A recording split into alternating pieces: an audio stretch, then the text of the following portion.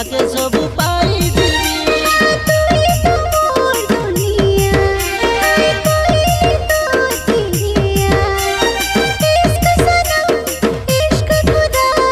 इश्क बिना है क्या ना होंगे कभी मिलके जुदा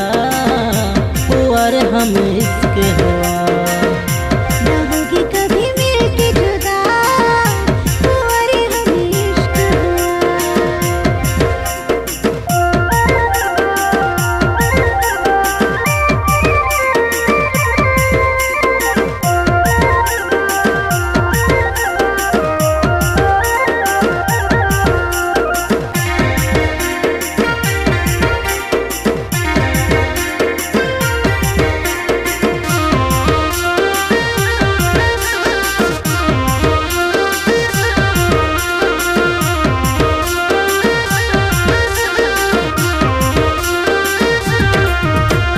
सबके पासरी जाई तो के कनी जोर कोरी रे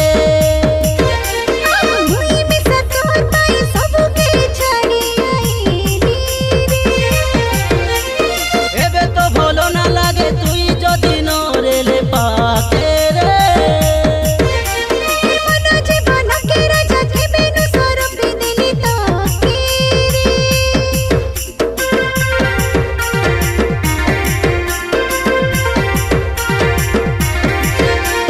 सबके पासरी जाई तो के कनी जोर कोरी रे हुई में सतोताई सबके छड़ी आईली एबे तो भलो ना लागे तुई जो दिनो रेले पाके रे मनो जीवन के राजा के बेनु स्वरूप दिली तो